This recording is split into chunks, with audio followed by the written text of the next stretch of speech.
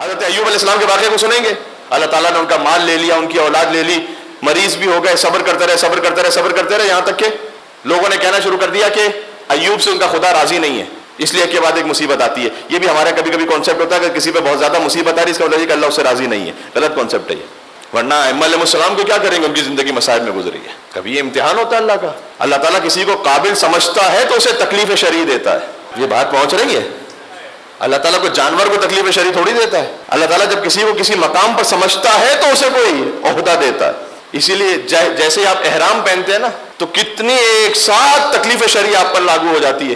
آپ آئینہ نہیں دیکھ سکتے، آپ خوشبو نہیں لگا سکتے، آپ پیر نہیں ڈھانپ سکتے، آپ سر نہیں ڈھانپ سکتے۔ پروردگار یہ کیا ہوا کہ اس لیے کہ تم نے احرام پہن لیا ہے نا، تمہارا مقام اتنا بلند ہو گیا ہے کہ اب اللہ ہر چھوٹی چھوٹی شے میں اگر میں لفظ یوز کر سکوں تو انٹرفیئر کرے گا، کیونکہ تمہارا مقام ہے۔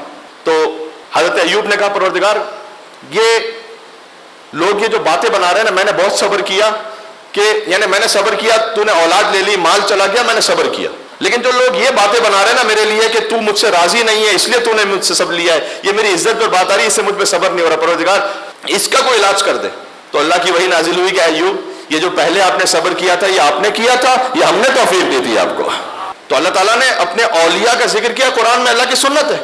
یاد رکھیے گا، ابراہیم علیہ السلام کا ذکر ہو، ایوب علیہ السلام کا ہو، داؤد علیہ السلام کا ہو، ان سب کا ذکر ایک طرف، حسین کا ذکر ایک طرف۔ یہ میں نے کیوں کہا ان سب کا ذکر ایک طرف، امام حسین علیہ السلام کا ذکر؟ اس لیے کہ حضور نے حضرت ابراہیم کے لیے نہیں کہا کہ ابراہیم مجھ سے ہے اور میں ابراہیم سے ہوں۔ ہائے ہائے ہائے، بات پہنچ رہی ہے میں کیا کہنا چاہ رہا ہوں۔ حضرت ایوب کے لیے یہ نہیں کہا کہ ایوب مجھ سے ہے اور میں ایوب سے ہوں۔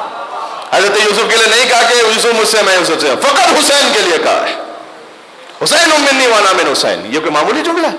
یہ چونکہ ہم ہر مجلس میں اسے سنتے ہیں تو نہیں معلوم کہ اس کی کتنی انٹینسٹی کو سمجھ پا رہے ہیں۔ حسین منی، حسین مجھ سے ہے، ہر نواسا نانا سے، یہ بات پھر بھی سمجھ میں آتی ہے۔ انا من حسین، میں حسین سے ہوں، یہ جانتے ہیں میں حسین سے ہوں۔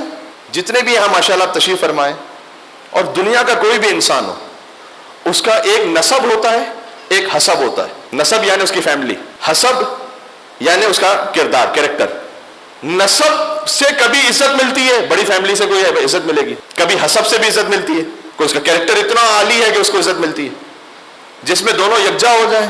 حسین کے نسب کو دیکھنا ہو، حضور نے کہا حسین منی، حسین مجھ سے، میری فیملی سے۔ حسین کے حسب کو دیکھنا ہو، انا من حسین، ہائے ہائے ہائے ہائے، میں حسین سے ہوں۔ حضور کہہ رہے ہیں میں حسین سے ہوں۔